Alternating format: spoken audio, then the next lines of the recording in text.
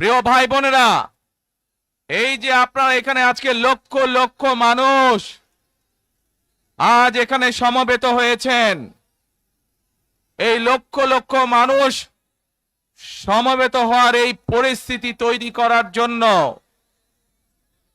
হাজারো মানুষ প্রাণ বিসর্জন দিয়েছে গত 15 বছর। আপনারা আজকে এই যে লক্ষ মানুষ এখানে উপস্থিত হয়েছেন, আপনাদের যে রাজনৈতিক অধিকার প্রতিষ্ঠা করার জন্য, আপনাদের কথা বলার বাক স্বাধীনতার অধিকার, আপনাদের নিরাপত্তা পাবার অধিকার প্রতিষ্ঠিত করার জন্য আজ যে আপনারা এখানে একত্রিত হয়েছেন, এই অধিকার প্রতিষ্ঠিত করতে গিয়ে আমরা আমাদের মাঝে থেকে ইলিয়াস আলীকে হারিয়েছি, আমরা আমাদের মাঝে থেকে জুনায়েদকে হারিয়েছি, আমরা আমাদের মাঝে থেকে দিনারকে হারিয়েছি।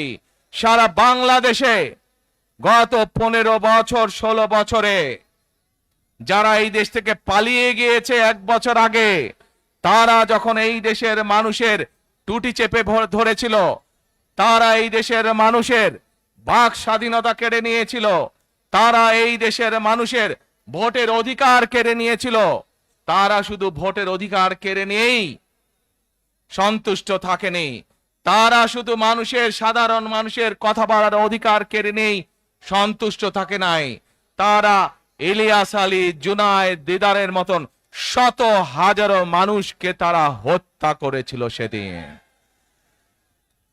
তারা বাংলাদেশের লক্ষ লক্ষ বিএনপি সহ লক্ষ লক্ষ সাধারণ মানুষকে গুম খুনের মামলা দিয়ে জর্জরিত করেছিল।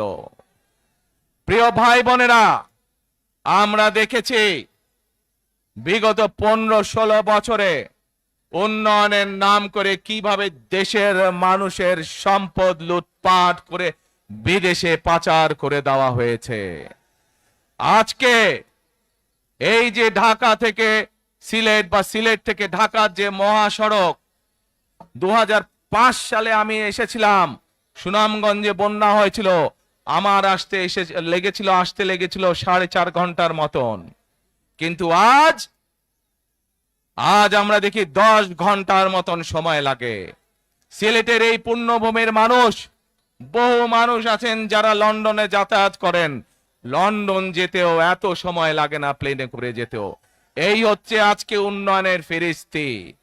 প্রিয় ভাই বোনেরা, গত 15-16 বছরে আমরা দেখেছি কিভাবে একের পর এক নির্বাচনে ব্যালট বাক্স ছিনতাই হয়েছে, কিভাবে আমিন নির্বাচন হয়েছে, কিভাবে নিশি রাতের নির্বাচন হয়েছে, এবং এই নির্বাচনগুলোর মাধ্যমে, তথাকথিত নির্বাচনের মাধ্যমে বাংলাদেশের মানুষের ভোটের অধিকার তথা রাজনৈতিক অধিকারকে কেড়ে নেওয়া হয়েছিল।